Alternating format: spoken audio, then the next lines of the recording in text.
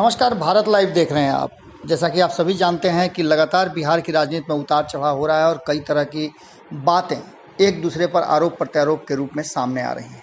इन सब के बीच में आपको पता है कि नीतीश कुमार जहां बिहार में बढ़ते कोरोना पर लगातार अपनी नज़र बनाए हुए थे, कोरोना का लॉकडाउन 4 के बाद लॉकडाउन 5 आया, जिसमें बहुत सारी रियायतें दी गई। इन रियायतों के बाद आपको बता दें कि बहुत तरह की चर्चाएँ चल रही हैं, लेकिन इस बीच में राबड़ी देवी लंबे समय से चुप थी।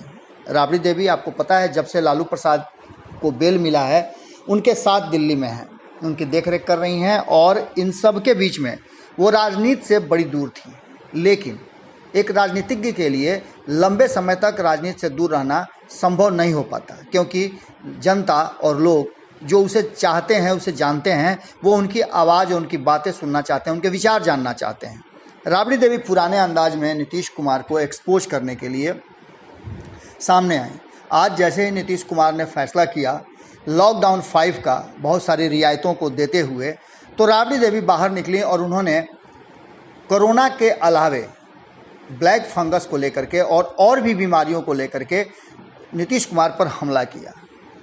राबड़ी देवी का साफ कहना है कि स्वास्थ्य व्यवस्था बिहार में पूरी तरह से चरमरा गई है और इसके लिए दोषी नीतीश कुमार ही हैं, क्योंकि वो केंद्र की सरकार से अपना वाजिब हक भी नहीं मांग पाते हैं।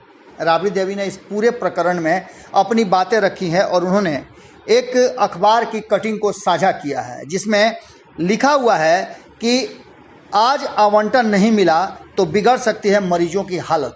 इसका मतलब है कि जो केंद्र से या जो अन्य संस्थाओं से आवंटन मिलने वाला था उसमें विलम्ब होने वाली है और विलम्ब के कारण मरीजों की स्थिति खराब हो जाएगी। आगे उस पर लिखा हुआ है कि अस्पतालों में ब्लैक फंगस की दवा खत्म। परेशान परिजन बोले फिर इलाज कैसे होगा। इसके बाद राबड़ी देवी सामने आती हैं और सीधे तौर पे सरकार को कटघरे में खड़ा करती हैं। राबड़ी देवी ने लिखा है कि बड़ बोलो कि बड़ बोली, डबल इंजन सरकार है न जी। ये राबड़ी देवी का अंदाज है। कभी आपको राबड़ी देवी भोजपुरी में घेरती नजर आएंगी तो कभी और अंदाज उनका रहता है। ये अंदाज उनका पुराना है, जिसमें आगे वो लिखती हैं कि ऊपर मोदी नीचे नीतीश, ऊपर मोदी नीचे नीतीश, फिर भी फंगस की दवा नहीं, जिस पर डबल क्वेश्चन मार्क दिया हुआ है।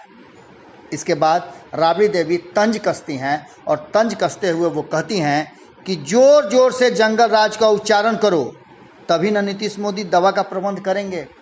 इसका मतलब है कि राबड़ी देवी ने सीधे तौर पे कहा है कि 15 साल बनाम 15 साल का जो नारा चुनाव से पहले दिया गया था, उस नारे के बाद 16 साल की सरकार अभी भी पुरानी बातों को, घिसी पिटी बातों को दोहरा रही है और आम जनता से भी चाहती है कि वो 15 साल के शासनकाल को, राबड़ी और लालू का जो शासनकाल था, उसके बारे में कुछ कहे।